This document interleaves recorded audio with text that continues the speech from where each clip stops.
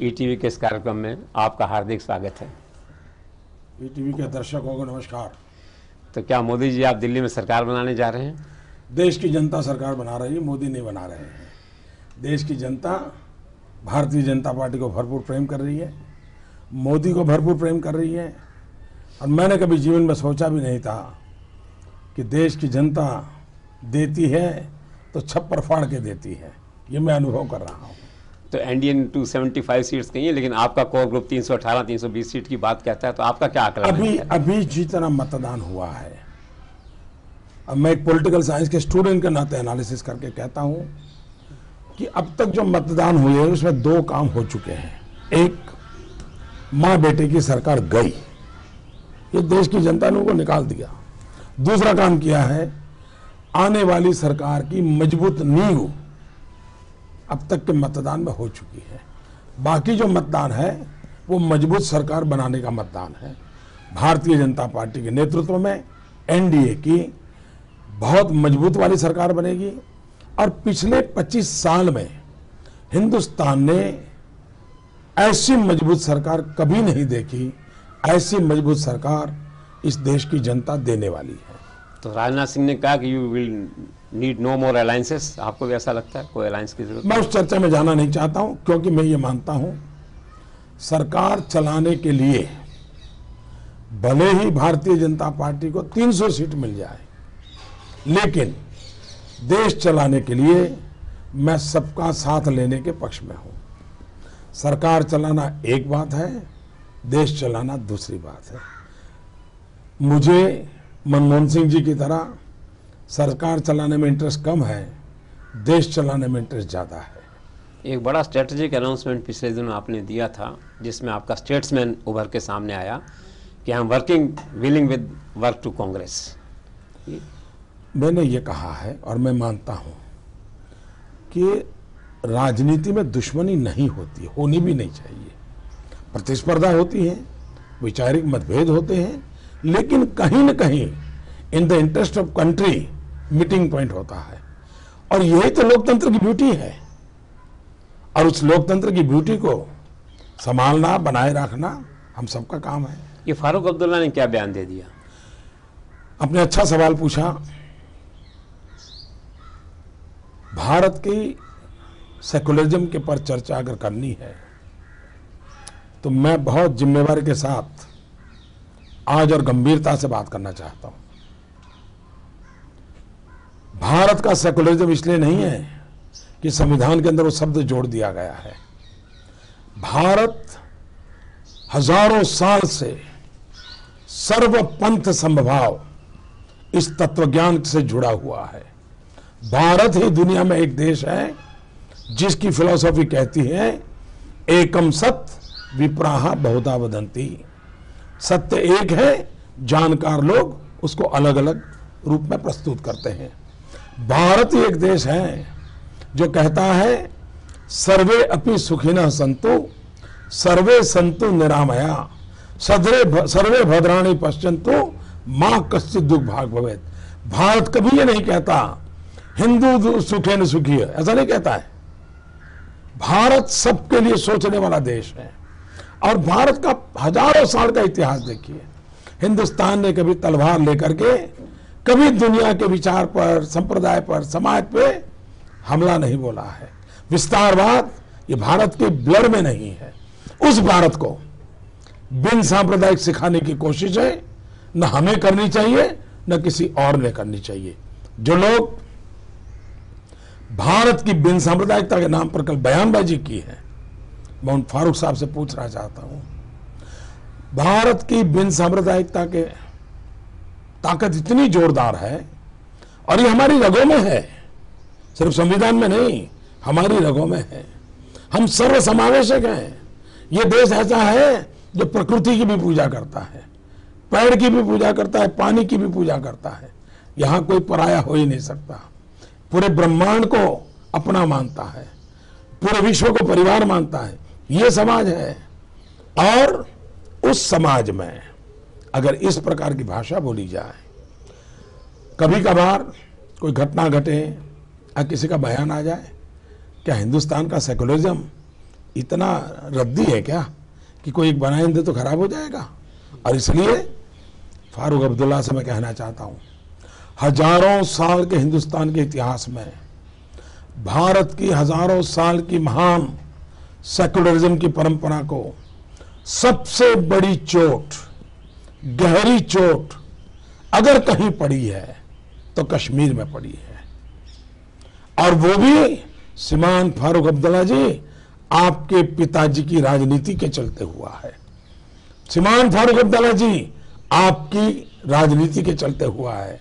श्रीमान फारूक अब्दुल्ला जी आपके बेटे की राजनीति के चलते हुआ है।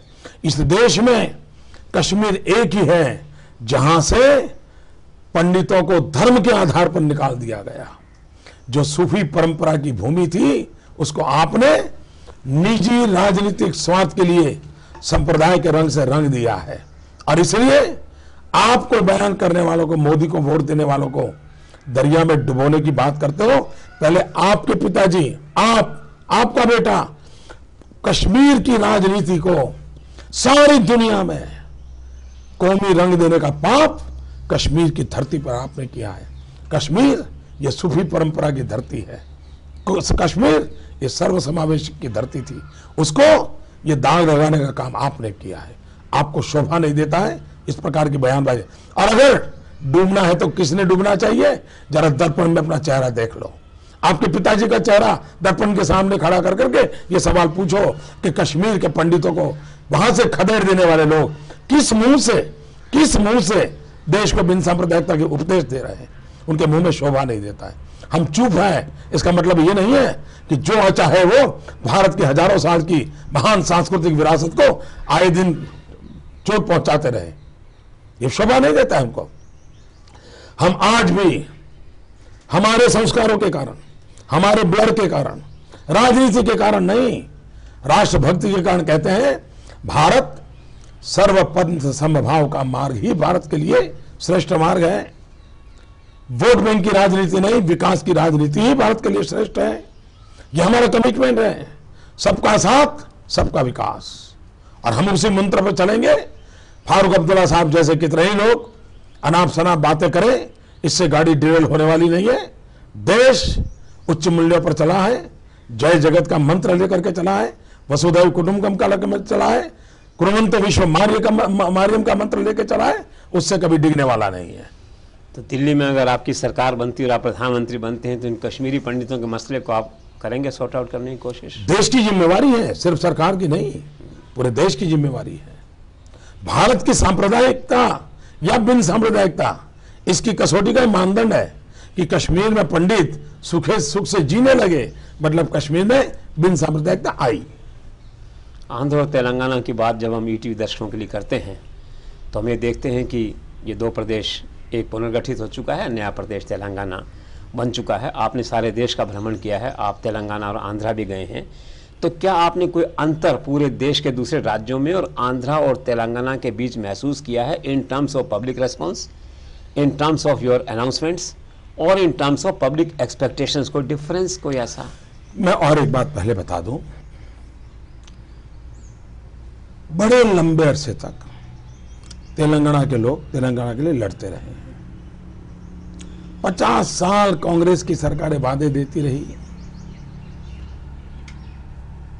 1100 से ज्यादा लोगों ने बलिदान दिया, लेकिन कांग्रेस की आंख में से आंसू नहीं निकला। अलग अलग समय अलग अलग लोगों ने आंदोलन को चलाया। भारतीय जनता पार्टी एक पहली पार्टी है जो डे वन से इस विचार में अपनी बात को कंसिस्टेंटली रखती आई है। हम तेलंगाना के पक्ष में रहे, तेलंगाना बने इसके लिए हम आग्रही रहे, लेकिन तेलंगाना की बनने की प्रक्रिया प्रेम की हो, समझौते की हो, सीमांध्र के और तेलंगाना के लोगों को दूरी न हो, ये चिंता होनी चाहिए। मां के दूध में कभी दरार नहीं होनी चाहिए, ये मेरा पहले दिन से मत है। दूसरा, तेलंगाना बने, सीमांध्र बने, रायसीना के लोगों के दुख की चिंता हो, ये सब होना चाहिए, देश का हिस्सा है। लेकिन मां हमारी तेलुगु स्पिरिट है, उस तेलुगु स्पिरिट को मार करके बच्चों को बड़ा नहीं किया जा सकता। मेरी जो पीड़ा रही है, मेरा जो दर्द है, वो ये है कि तेलुगु स्पिरिट को मरने मत देना, और तेलुगु स्पिरिट बना रहे, माँ भी रहे और बच्चे भी पालन हो, तेलंगाना भी आगे बढ़े, सीमांध्र भी आगे बने।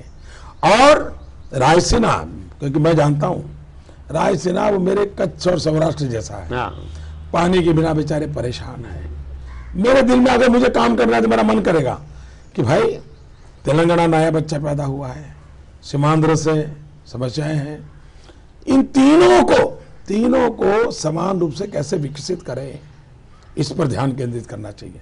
जहां पर चुनाव अभियान का सवाल है, मैं तेलंगाना के नागरिकों का और सीमांध्र के नागरिकों का अभिनंदन करता हूं। मैंने देखा इतनी गजब पॉलिटिकल मैच्योरिटी है, वरना क्या होता है कि प्रादेशिक भावना में लोग बह जाते हैं। लेकिन मैंने तेलंगाना में भी देखा, सीमांध्र में भी देखा कि उनको मालूम है कि अब तेलंगाना को आगे बढ़ाना है, सीमांध्र को आगे बढ़ाना है, तो किस सरकार के समय हमारा जन्म हुआ इसका महत्व नहीं है। अब कौन डॉक्टर हमें आगे बढ़ाएगा, बचाएगा, हमें खिलाए पिलाएगा, उसकी रुचि उसमें है, ये समझदारी है। और इसके लिए मैं सलाम करता हूं तेलंगाना के लोगों का और सीमांध्र के लोगों का, उनका ध्यान साफ है, अब हमारा भला नई सरकार करेगी। और इसलिए मैं देखता हूं पूरे देश से ज्यादा नई अनुकूल सरकार बनाने का इरादा तेलंगाना में भी ज्यादा है, सीमांध्र में भी ज्यादा है। और इसलिए तेलंगाना और सीमांध्र के लोग दिल्ली में ऐसी सरकार बने जो नए बालक तेलंगाना को, इस शिशु को संभाले। सीमांध्र को लगता है कि तेलंगाना के जाने के कारण जो हमारा लूट गया है, उस स्थिति में हमें कोई संभालने वाला चाहिए। उनको भरोसा है कि एनडीए की नई सरकार ये करेगी। और दूसरा, उनको भी लगता है अगर दिल्ली में जो सरकार आए उसी के अनुकूल अगर राज्य में सरकार आए तो बहुत स्मूथली तेलंगाना का भी भला होगा, सीमांध्र का भी भला होगा। और व्यक्तिगत रूप से मैं मानता हूं कि इन दोनों की चिंता करनी चाहिए, जिम्मेवारी लेनी चाहिए। और मेरा तो, मैं सीमांध्र का हो, तेलंगाना, वहाँ के नौजवानों के प्रति मेरे मन में बड़ा आदर है, बड़े मेहनती है, बड़े टैलेंटेड है, वो देश को बहुत कुछ दे सकते हैं। तो तेलंगाना के लोगों को आपसे जो भारी उम्मीदें हैं, अपेक्षाएं हैं, उम्मीदें हैं, इनको आपका क्या कोई रोड मैप, कोई विजन, कोई प्लान इसके ओवरऑल डेवलपमेंट के लिए? बहुत मेरे मन में बहुत चीज़ें हैं। देखिए, कुल मिलाकर के एक हैदराबाद छोड़ दे तो तेलंगाना को बहुत की आवश्यकता है। वहाँ के लघु उद्योगों का बहुत बड़ी जाल बिछाई जा सकती है। आज तेलंगाना और सीमांध्र से लाखों से संख्या में नौजवान गल्फ कंट्रीज में जाते हैं, मजदूरी करते हैं, वहाँ उनका एक्सप्लॉयटेशन होता है। एक्सटर्नल अफेयर्स मिनिस्ट्री उनकी चिट्ठी भी नहीं पढ़ती है। इनके दुखों को कौन दूर करेगा? हमको करना पड़ेगा। स्किल डेवलपमेंट देना चाहिए। सीमांध्र में, जैसे गुजरात में हमने कोस्टल डेवलपमेंट किया, सीमांध्र में बहुत बड़ा कोस्टल डेवलपमेंट हो सकता है। और सीमांध्र भारत की समृद्धि का प्रवेश द्वार बन सकता है, इस पर हम ध्यान दे सकते हैं। और तेलंगाना के अंदर अब देखिए, आईटी का क्षेत्र हैदराबाद सीमित हो गया, उसको हम पूरे तेलंगाना और सीमांध्र में क्यों ना डेवलप करें? तो हम आईटी रिवॉल्यूशन में, क्योंकि वहाँ एक टैलेंट पड़ी है, बेस पड़ा है, उसका एक्सपांसन कर सकते हैं। टूरिज्म के लिए कितनी संभावनाएं पड़ी है, उस टूरिज्म को बल दे सकते हैं। यहाँ ट्राइबल बस्ती बहुत है, बंजारा लोग हैं मेरे भाई, क्योंकि मेरे गुजरात से गए हैं। उन बंजारा परिवारों का अभी तक किसी ने ख्याल नहीं किया है, बहुत बड़ी मात्रा में है। और ओरिजिनल वो गुजरात के लोग हैं। और मैं बहुत सालों से उनसे परिचय में हूँ, बंजारा नेताओं से भी मेरा बड़ा अच्छा संपर्क है। और मैंने देखा है, थोड़ी सी मदद मिल जाए ना, इतने मेहनती लोग हैं, बहुत कुछ कर सकते हैं। एग्रीकल्चर वगैरह, एग्रीकल्चर सेक्टर है। देखिए, वहाँ सबसे बड़ी समस्या है पानी की। अटल बिहारी वाजपेयी का जो सपना है नदियों को जोड़ना, वो हम पूरा करना चाहते हैं। दूसरा, जैसे अटल जी ने एक बहुत बड़ा योगदान दिया एनडीए गवर्नमेंट में, प्रधानमंत्री ग्राम सड़क योजना। हमने हमारे चुनावी घोषणा पत्र में कहा है प्रधानमंत्री कृषि सिंचाई योजना, इरिगेशन इंफ्रास्ट्रक्चर, ये अगर हमने कर दिया, एग्रीकल्चर वैल्यू एडिशन में गया। आज देखिए, आंध्र में इन 10 सालों में, दिल्ली में भी सरकार उनकी राज्य में भी सरकार उनकी, लेकिन सबसे ज्यादा आत्महत्या आंध्र में किसानों ने की। आंध्र का किसान भी कॉटन ग्रोवर है, तेलंगाना का किसान भी कॉटन ग्रोवर है, गुजरात का किसान कॉटन ग्रोवर है। हम इस कॉटन पे वैल्यूडेशन पे काम करें। मेरी 5F फॉर्मूला है आंध्र के लिए, तेलंगाना के लिए, कॉटन ग्रोवर किसानों के लिए, farm to fibre, fibre to fabric, fabric to fashion, fashion to foreign. जहाँ कपास है वहीं धागा बने, जहाँ धागा है वहीं कपड़ा बने, जहाँ कपड़ा है वहीं रेडीमेड गारमेंट बने, जहाँ रेडीमेड गारमेंट बने वहीं सीमांध्र के समुद्र तट से सारी दुनिया में माल पहुंच जाए। आप मुझे बताइए कितने नौजवानों को रोजगार मिलेगा, किसान को अपने कितने पैसे मिलेंगे कॉटन के। चीजें करें। और मैं विश्वास से कहता हूं तेलंगाना और सीमांध्र का तो विकास होगा, लेकिन उनके कारण हिंदुस्तान का विकास होगा। तो हैदराबाद की तरफ बढ़ेगा, तेलंगाना भी हैदराबाद जैसा बनेगा आगे जाके आपके इस प्लान में? न सिर्फ तेलंगाना भी बनना चाहिए, सीमांध्र भी बनना चाहिए। सीमांध्र में भी उतनी पोटेंशियल है, तेलंगाना में 6-8 तो मथक ऐसे हैं, कितने बढ़िया आगे जा सकते हैं जी, बहुत आगे जा सकते हैं। तो हैदराबाद की कैपिटल का ट्रिकी इशू कैसे सॉल्व करेंगे? चंडीगढ़ की तरह ही अटक नहीं जाएगा? मिल बैठ करके हो सकता है। देखिए, कांग्रेस की विशेषता यह थी कि उनकी राजनीति इश्यूज को खड़ा करना, इश्यू को लटकाए रखना, आश्वासन देते रहना, लोगों को मूर्ख बनाना, ये उनका पैकेज डील रहता है राजनीति का। भारतीय जनता पार्टी, अटल जी की परंपरा ये रही है कि समस्याओं को समाधान करना, मिलजुल करके समाधान करना।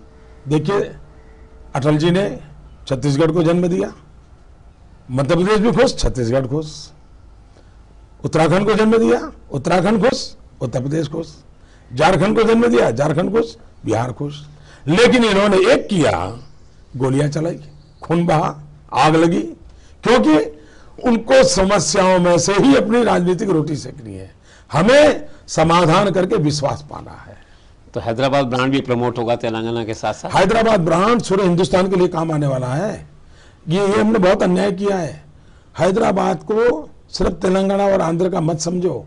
हैदराबाद हिंदुस्तान की विरासत है। दुनिया में हैदराबाद का ब्रांड नेम हो चुका है। 10 साल में बर्बाद कर दिया। चंद्रबाबू ने बहुत बड़ी सेवा की थी, फिर से उसको आगे बढ़ाना है। देखिए, दुनिया में चाइना क्या करता है, सांघाई को दुनिया में मार्केट करता है। हम लोग ऐसे हैं जिनको आता नहीं है। हम हैदराबाद कर सकते हैं, हम बैंगलोर कर सकते हैं, कलकत्ता भी आगे जाके करना चाहिए, चेन्नई भी करना चाहिए, लखनऊ करना चाहिए, काशी बनारस करना चाहिए। क्या कितना नहीं है, सब करना चाहिए, कर नहीं रहे हैं। तो चंद्रबाबू नायडू का जो आपने जिक्र किया, तो क्या आप टीडीपी को एक क्रेडिबल, भरोसेमंद अलायंस पार्टनर मानते हैं? हमारे सारे सहयोगी रहे, एनडीए का हमारा अनुभव है, बहुत ही भरोसेमंद रहे हैं। अटल जी को कभी ये नहीं कहना पड़ा कि साथी दलों के दबाव में मुझे करना पड़ता है, कभी नहीं कहना पड़ा। मनमोहन सिंह जी को दिन रात कहना पड़ता था, क्या करे, क्या कोएलिशन धर्म का प्रॉब्लम है। मैंने एक बार मनमोहन सिंह जी को पूछा था, मैंने कहा साहब, आपका विदेश मंत्री यूएनओ में जाकर के दूसरे देश का भाषण पढ़े, ये कोई कोएलिशन धर्म का प्रॉब्लम है क्या? मैंने कहा क्या आप बातें करते हो? मैंने कहा आप सरकार चला ही नहीं रहे हो, आपको सरकार चलाने में सीरियसनेस है ही नहीं। और अब तो साफ हो गया, माँ बेटे सरकार चलाते थे। ये जो चंद्रबाबू नायडू की बात आती है, तो आंध्रा में उनकी जो इमेज है गो गेटर की, टैलेंटेड चीफ मिनिस्टर की, रिजल्ट ओरिएंटेड की, हार्ड वर्किंग चीफ मिनिस्टर की, तो आपने अलायंस किया है, इस अलायंस से तेलंगाना और आंध्रा दोनों प्रदेशों के आम आदमी, पब्लिक को क्या फायदा होगा? देखिए, मैं बताता हूँ, भले चंद्रबाबू बीच में हमारे साथ नहीं थे, लेकिन हम दोनों जब एक साथ मुख्यमंत्री थे और हम जब हमारी मुख्यमंत्री की मीटिंग में बैठते थे, तो सबसे ज्यादा वेवलेंथ मेरी और चंद्रबाबू की मिलती थी।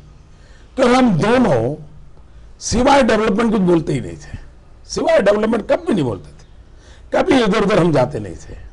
और इसलिए हमारी जोड़ी सबसे ज्यादा जमेगी। नेचुरल अलाइंस, एक जोड़ी जमेगी। एक आंध्रा की जो बात करते हैं, तो जगन फैक्टर को कैसे हैंडल करेंगे आप? आपका मेन मुकाबला जगन की पार्टी से है वहाँ। मुझे नहीं लगता है, मैदान में नहीं है।